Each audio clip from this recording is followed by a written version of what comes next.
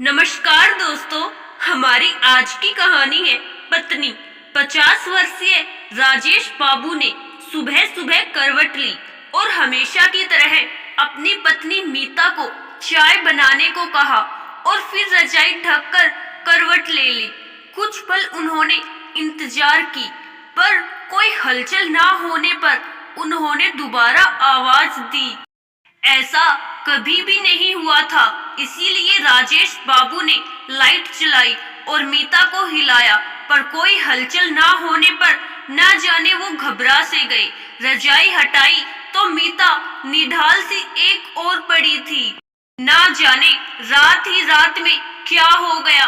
अचानक मीता का इस तरह से उसकी जिंदगी से हमेशा हमेशा के लिए चले जाना असहनीय था।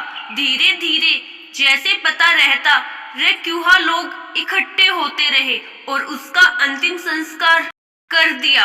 एक हफ्ता किस तरह बीता उन्हें कुछ याद ही नहीं।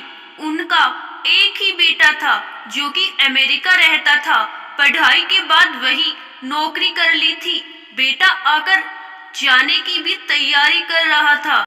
उसने अपने पापा को भी साथ चलने को कहा और वो तैयार भी हो गए, पर मीता की याद को अपने दिल से लगा लिया था। अब उन्हें हर बात में उसकी अच्छाई ही नजर आने लगी। उन्हें याद आता कि कितना ख्याल रखती थी मीता उनका, पर वो कभी भी मौका नहीं चूकते थे उन्हें गलत साबित करने का। ना कभी उसकी तारीफ करते और ना कभी उसका मनोबल बढ़ाते, बल्कि कर काम में उसकी गलती निकालने में उन्हें असीम शांति मिलती थी। उधर मीता दिन भर काम में जुटी रहती थी। एक बार जब काम वाली बाई 2 महीने की छुट्टी पर गई थी, तब भी मीता इतने मजे से सारा काम बिना किसी दर्द और शिकन के आराम से गुनगुनाते हुए किया करती, जबकि कोई दूसरी महिला होती तो अशांत हो जाती। दिन रात राजेश बाबू उनकी यादों के सहारे जीने लगे। काश वह तब उसकी कीमत जान पाते, काश वो तब उसकी प्रशंसा कर पाते, काश। पर अब बहुत देर हो चुकी थी। आज राजेश अमेरिका जाने के लिए सामान पैक कर रहे थे।